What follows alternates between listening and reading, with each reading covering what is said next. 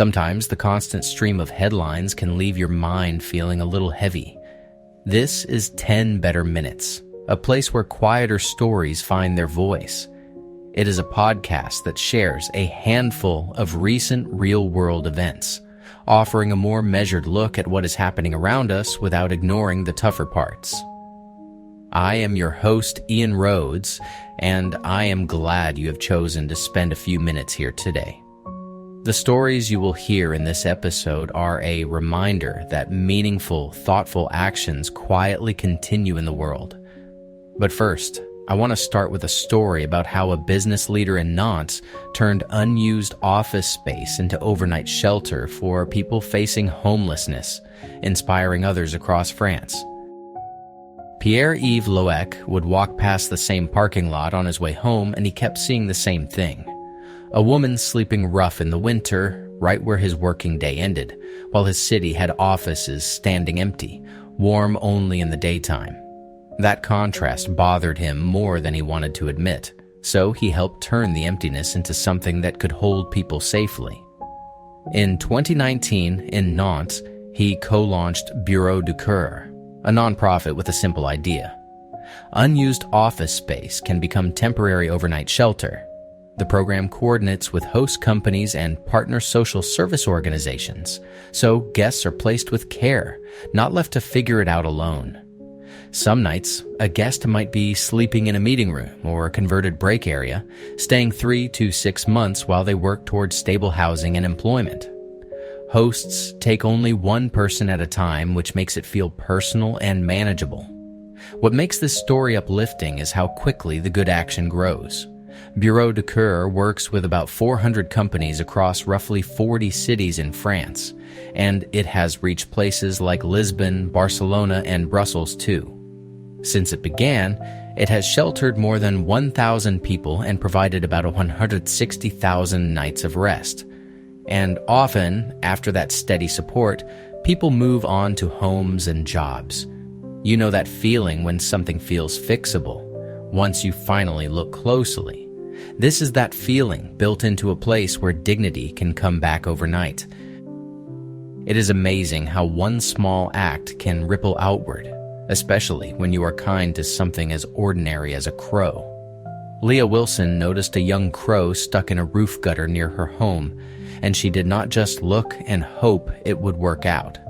She called for help, reaching out to firefighters who were nearby, and asked if they could bring a ladder to reach the bird. With the ladder in place, the crow was freed, and Leah took it to a wildlife veterinarian so it could get proper care. She later said her upbringing as a Métis Indigenous peoples woman shaped how she listened to the natural world, as if helping were simply the next right thing. What makes this story feel so warm is what happened after. Leah began to receive repeated thank you gifts from local crows, the kind of small gestures that do not feel like magic so much as relationship. During her walks, the crow she rescued even came to visit her. And there was one more quiet detail that anchored it all. The crow could be identified by a band on its leg, a reminder that it had been released back into the wild. So this is a story about rescue, yes, but also about how gentle care can turn into a steady, friendly bond you get to notice every day. Have you ever waited for a plan to fall into place, only for life to change the schedule at the last minute? This is the kind of story where the fix is surprisingly simple, and it starts with people showing up for each other. Footy Addicts was launched in 2013 by CEO Konstantinos Gikortsilis, and it begins with a need most amateur players recognize. You want a match today, or at least soon, and you do not want your evening ruined by last-minute dropouts.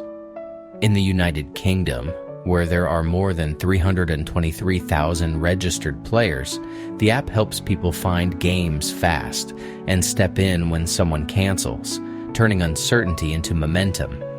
One match at Barnard Park in North London brought Raoul Julien Groulet and Jacob J. Ellis together. They were just two people looking for a place to play, and instead of watching the idea of football drift away, they met, joined in, and carried it forward. Jacob says that next year he will attend a wedding of someone he met through the platform, which is a reminder that friendships can start with something as ordinary as kicking a ball around. Stephanie Benally, too, found her way back to the sport after an 8-year lull, later discovering regular chances to play in Highbury. And that is the quiet magic here. When the pitch is ready, community often follows. In Masaka, a simple question keeps coming up among young people. Who is listening when we struggle to find work and to be safe on our own streets? Here is a story about one community office making that listening real. When Winfred Nansikombi at the Masaka Youth Desk began coordinating with the city, she helped create a clear channel for young residents to bring concerns and ideas. The desk, set up in 2024 through Masaka City engagement with the Strong Cities Network, did more than collect complaints. It connected young people to vacancies, vocational training opportunities, and guidance for applications, including government youth funding schemes. It also organized community dialogues and neighborhood meetings so the same patterns could be relayed to city officials, not just discussed and forgotten. One young man, the 22-year-old Brian Cato from Niendo, used the desk's support to reach a short carpentry vocational training program.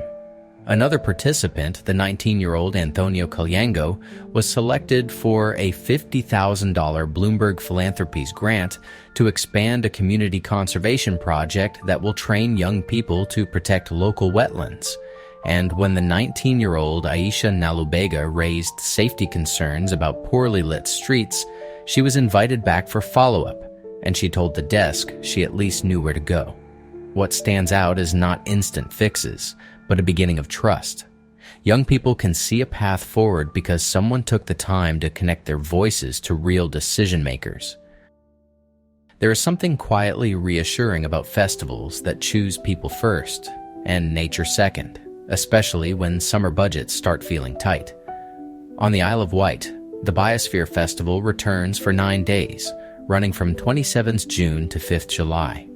Instead of a single main stage and big headliners, it is more like a living map of the island, with more than 100 community-led events spread across beaches, libraries, woodlands, nature reserves, art centers, and village spaces. Visitors can join guided walks, take part in beach cleans, attend wildlife talks, or try ocean yoga.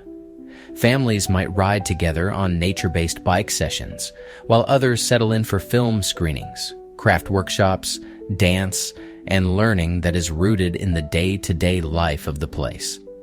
The festival also leans into the UNESCO Biosphere Reserve status, not as a slogan, but as a reason to pay closer attention to how land and sea connect. The program is in its 3rd year, and it grew from volunteer energy supported by around £5,000 in small grants and sponsorship in the first 2 years. This year, organizers received a National Lottery Community Fund grant of just under £20,000, which funded coordinators and short-term roles to help more people step in and share what they know. What is encouraging is how collaboration can feel nourishing. When local groups take the spotlight, learning becomes shared, and a simple day out outdoors turns into a stronger sense of belonging.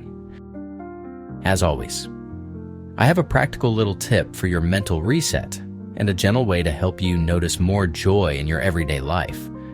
Today, let us end the week by paying attention to what actually strengthened you. Before you rush into plans for tomorrow, take a quiet moment and scan your week like you were looking at footprints in fresh snow. Where did you feel steadier, even if it was brief? Maybe it was a conversation that left you feeling understood. Maybe it was finishing a task you usually avoid.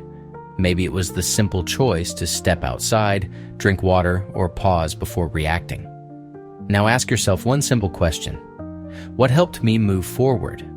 Not what went perfectly, not what you wish you had done differently. Just what strengthened you. Write down 1 or 2 moments, or even just say them out loud. Let them be real and specific. When you do, you train your mind to collect evidence of resilience. You stop treating your life like a list of mistakes, and you start noticing the support you built for yourself. As you close out the week, Carry those small wins with you. They are proof that you can grow again and again.